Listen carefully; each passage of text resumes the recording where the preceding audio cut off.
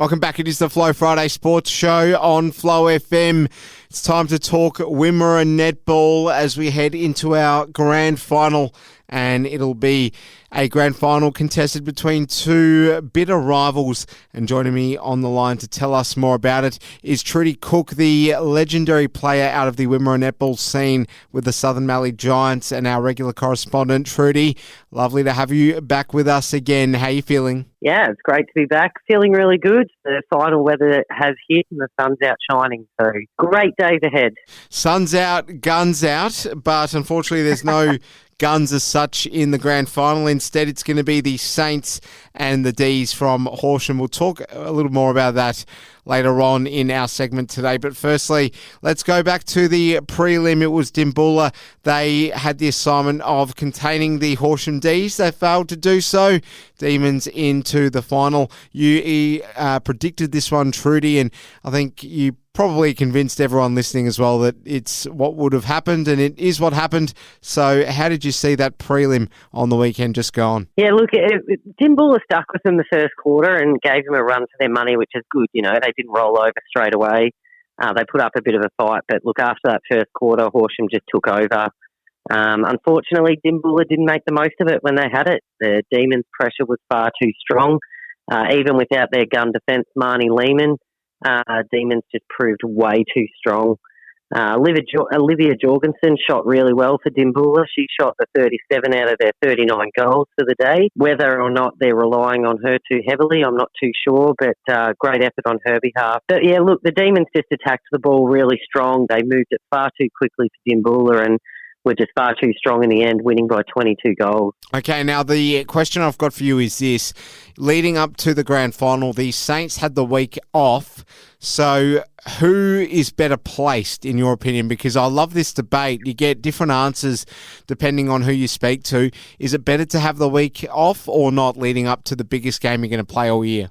Me personally, I never liked having the week off. I reckon you stay in the zone if you're forced to fight for that position there, and you just keep that fitness and that mindset of winning in your eye on the prize by not having a week off. But in saying that, our senior footballers got a week off, and I think it was a godsend for them. You know, it's one less game of injuries that they had to worry about. Their bodies could rest a bit more. So I started to see the flip side of it, I suppose. But I don't reckon it'll impact the Saints too much, to be honest. So the essence of either being able to rest your body for a week or remaining in that zone and that headspace, it doesn't discriminate between pro and semi-pro / amateur sport in your view? Because some people might say, well, you know, we're not professionals. We're just, tired throughout the week anyway. So what more does a game of sport matter, right? Yeah, absolutely. And that's my theory. I think it's just to keep that run on is how it goes. As soon as you start switching off for a week, your mind starts to wander and you might forget about the main prize. So that's my theory behind it, but there's plenty of other ideas out there. All right, well, let's take a look at the game this weekend, the grand final,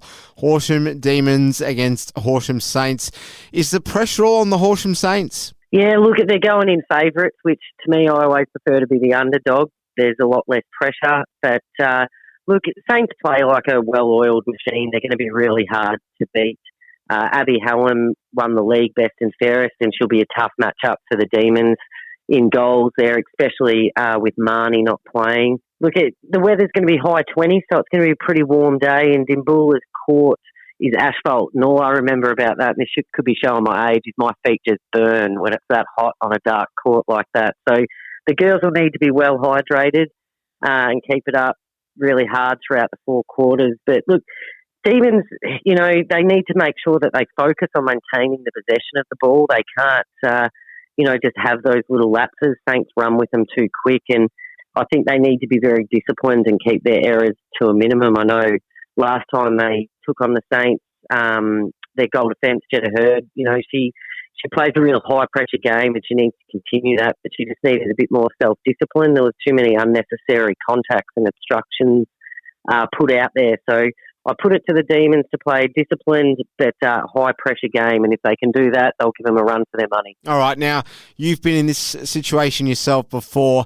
What's it like from the perspective of a more experienced player versus that of a young player, particularly when it's a derby too?